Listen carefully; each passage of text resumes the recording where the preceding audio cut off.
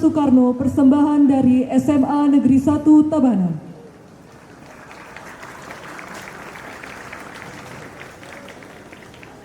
Samudra Cita Soekarno. Insinyur Soekarno, peletak dasar kenegaraan bagi bangsa Indonesia. Dari pemikiran dan perenungannya itu, lahirlah Pancasila dan konsep Trisakti yang terus abadi sebagai pedoman laku hidup berbangsa dan bernegara. Pemikiran Bung Karno amat luas dan mendalam, bagaikan samudra, dengan keluasan pengetahuan dan wawasannya demi cita-cita besar bagi Indonesia Raya. Semangatnya menggelora, bagaikan gemuruh ombak samudra Indonesia yang mampu menggerakkan seluruh anak negeri untuk mewujudkan kesejahteraan segenap tumpah darah Indonesia. Samudra Cita Soekarno melambangkan keluasan wawasan dan ajaran kebangsaan dari Bung Karno. Gelora semangat putra Sang Fajar terus membara pada segenap putra bangsa. Semangatnya menyala-nyala, membangkitkan rasa nasionalisme segenap banteng-banteng muda Indonesia yang berdarah merah dan berhati.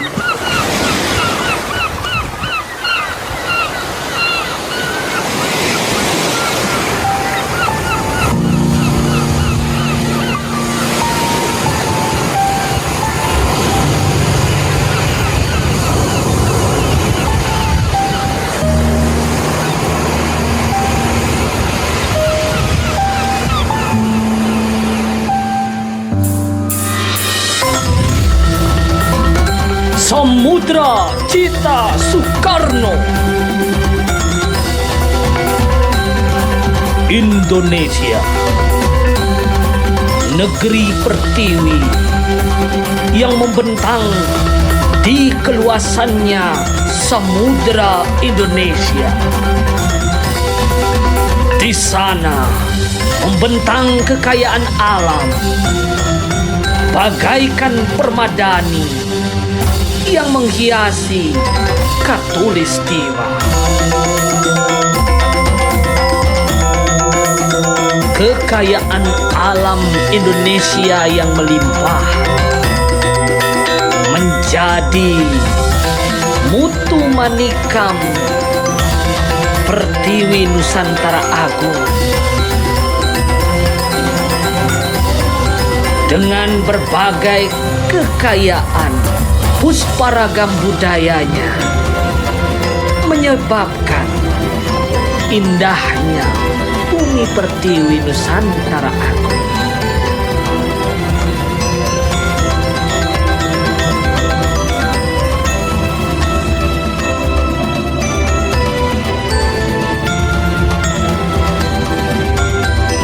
Bumi Nusantara selain terkenal dengan kekayaan alam dan budayanya yang melimpah, tapi juga terkenal dengan potensi baharinya yang amat luar biasa.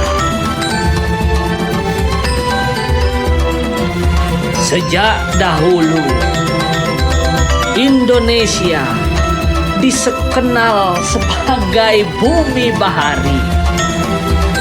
Potensi alamnya, kekayaan lautnya memberikan limpahan anugerah bagi segenap warga penghuninya.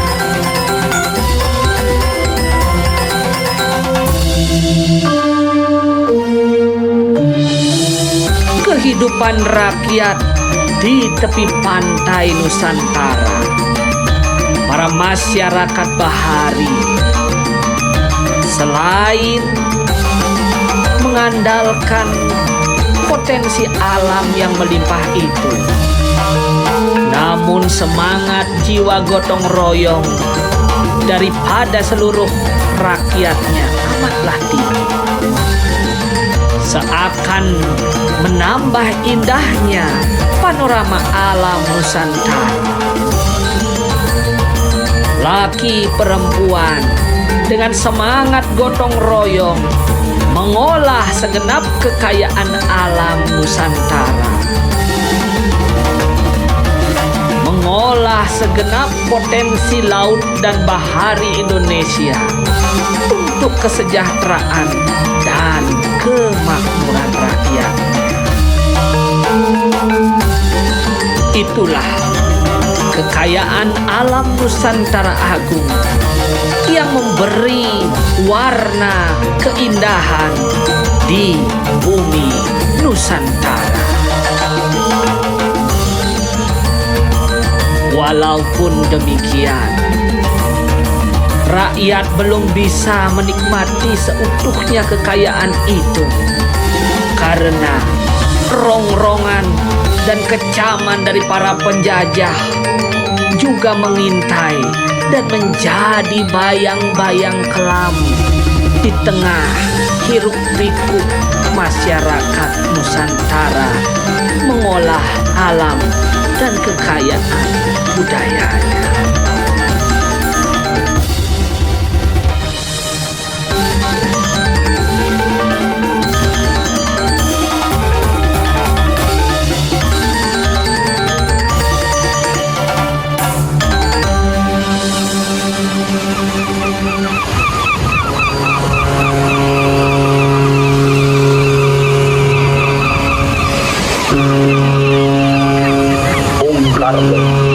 Mau berjuang kemerdekaan bangsa Indonesia.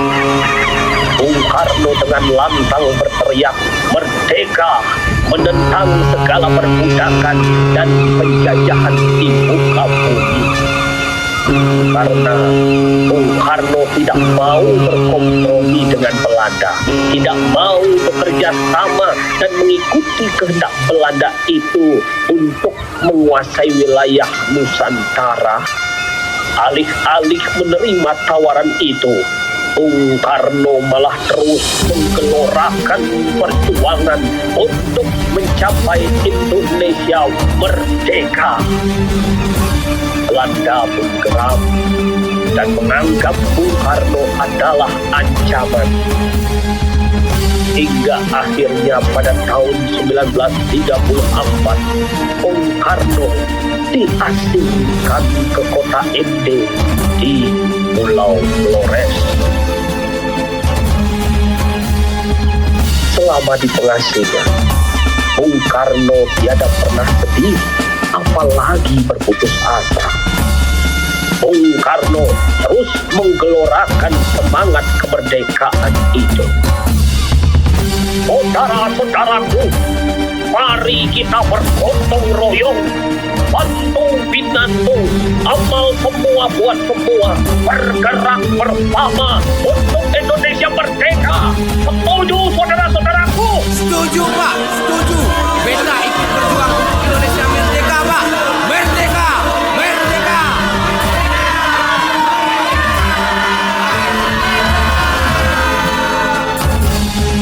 Di sela-sela menggelorakan kemerdekaan pada rakyat, Bung Karno mengheningkan ciptanya, merenungkan akal nuraninya tentang Indonesia Raya, Indonesia merdeka. Dalam renungannya, lihatlah samudra luas itu, saudara-saudaraku. Ombaknya bergemuruh bagai semangat kita untuk jadi negara, untuk jadi bangsa yang merdeka. Dan memang samudra itulah jadi sumber kekayaan kita, jadi sumber kekayaan kita. Dan barang siapa yang menolak kodrat bahwa kita bangsa bahari, disitulah cita-cita kemerdekaan itu, cita-cita menjadikan hidup yang sentosa, sejahtera, damai, dan kemerdekaan abadi itu takkan pernah tercapai. Takkan pernah tercapai, saudara-saudaraku. Kita bangsa bahari, jiwa kita kuat, menerjang segala halangan. Kita bisa gapai itu semua, saudara-saudaraku. Untuk itu, kita mesti menjadikan negara kita menjadi poros maritim dunia, menjadi poros maritim dunia. Itulah jalan menjadi bangsa yang besar. Dan untuk menyiapkan daripadanya Indonesia merdeka, maka diperlukan suatu dasar negara yang disebut filosofi Grundslag itu. Dan dari keluasannya samudra ini, di bawah pohon sukun ini, aku jadi terpikir tentang 5 dasarnya negara Indonesia merdeka. Ialah itu ketuhanan, kemanusiaan, nasionalisme, persatuan, demokrasi, dan keadilan sosial. Dan melalui inilah kemudian kelak akan kusebut ini sebagai Pancasila, 5 dasarnya negara Indonesia merdeka yang kelak akan menjadi dasar negara Indonesia itu. Merdeka, merdeka, merdeka, bangkitlah wahai banteng-banteng muda Indonesia. Bergemuruhlah bagai ombak samudra Indonesia, mewujudkan Indonesia Raya, merdeka atau mati. Samudra Indonesia menjadi saksi pemikiran luhur Bung Karno, menjadi pemacu semangat pemikiran luhur Bung Karno untuk melahirkan nilai-nilai filosofi dasar negara yang kemudian disebut dengan Pancasila.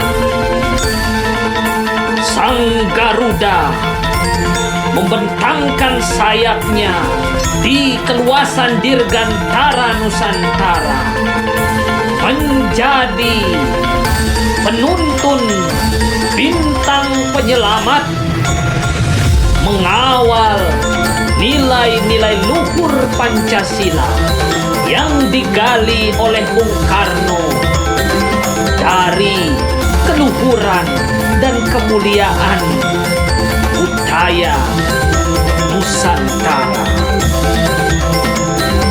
Wahai seluruh generasi muda Indonesia, segenap tumpah darah Indonesia, mari ikrarkan dalam diri kita.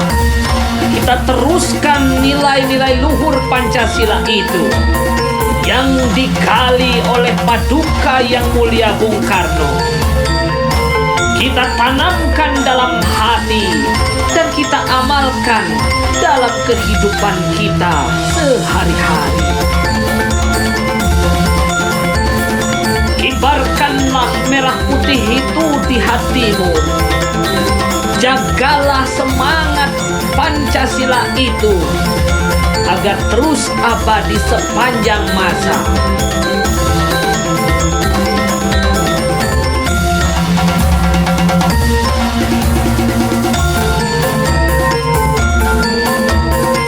Mari kita ikrarkan dalam hati kita menjaga dan meneruskan nilai luhur Pancasila untuk Indonesia maju, untuk Indonesia merdeka, Indonesia Emas 2045. Merdeka!